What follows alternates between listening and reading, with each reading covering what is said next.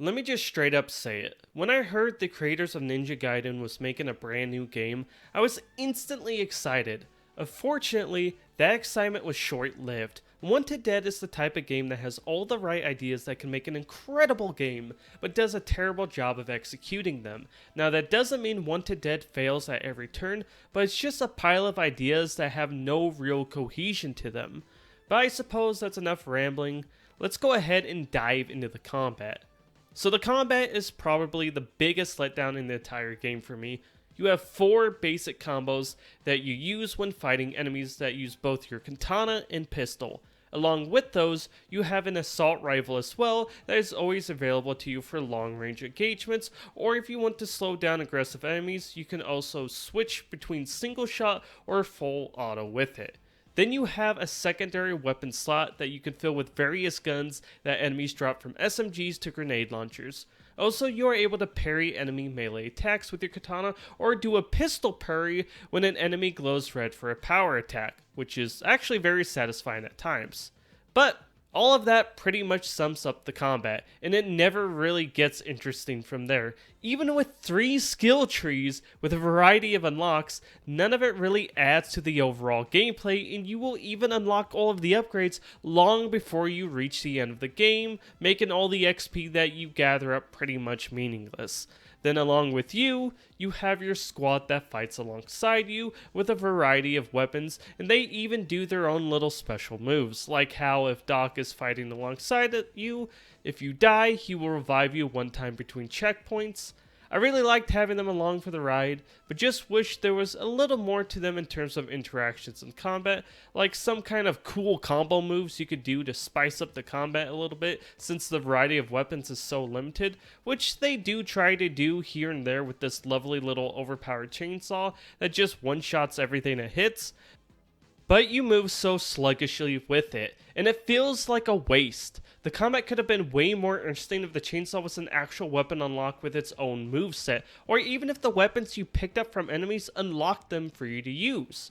Because there's actually a nice customizable system for your main 2 weapons that allow you to tailor them to how you want to play, and this could have been so much cooler if you had more weapons to do this with.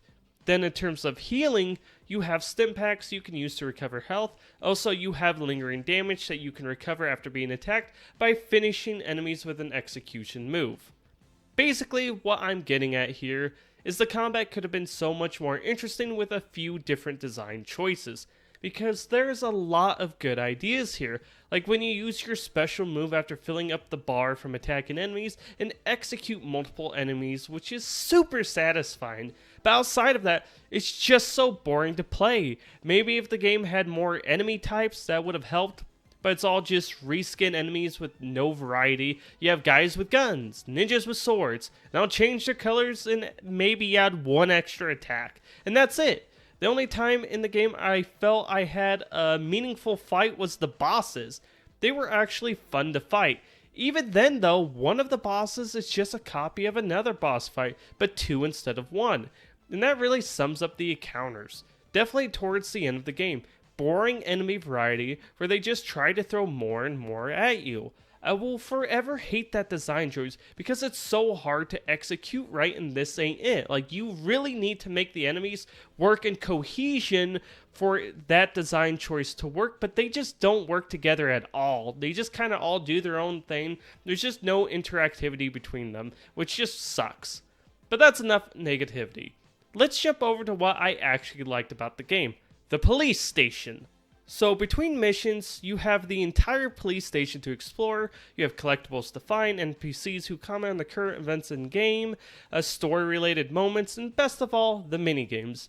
The minigames in Wanted Dead are the absolute best part about the game, from karaoke singing to ramen eating challenge, and my personal favorite, Space Runaway, which was an absolute blast to play. I really enjoyed my time away from the boring combat of Wanted Dead. There's even a jukebox with a variety of songs that you can play to mix up the music in the station. Safe to say, the police station had more quality put into it than the actual missions and game. Speaking of which, let's talk about the look and performance of the game. Even though I know they were going for a PS2 era kind of look for the game, it's just so empty and lifeless on so many levels. You have empty hallways that are just depressing to look at, streets with vehicles that have no interactivity. Even when the grenade blows up by them, it's like, give the game a little something. I want those vehicles to blow up and kill an enemy. Just anything to make the world more interesting. But don't get me wrong, I had a few spots that I really enjoyed the look of, but for the most part, the game's missions are just as boring as the combat. Then of course the performance could be very questionable at times, with frame rates dropping super low when too much was going on, making the game almost unplayable at times. Now this only happened 4 times during my playthrough, but with how the game looks, this is unacceptable to me. Even though I do want to throw out, as with most games these days, I could see this being patched, so this might be irrelevant depending if you watch this review, or when you watch this review I should say.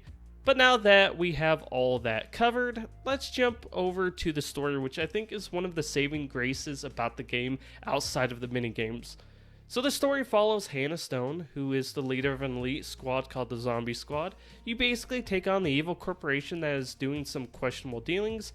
I don't want to really spoil the story, since I actually enjoyed it, even though there are a lot of things I do not understand, so I'll keep it simple. Your squad consists of Doc, Herzog, Cortez, who is my favorite, the captain, and the crazy cat lady Vivian, also known as the gunsmith. I love all of these characters, and they have so much personality. I just wish we got to see more of them. Like, have side missions you could do between main story missions, or something related to that. Both of you. The anthropic principle is a philosophical consideration that any data we collect about the universe is filtered by the fact that in order for it to be observable in the first place, it must be compatible with the conscious and sapient life that observes it. I think we broke her. Knock it off already.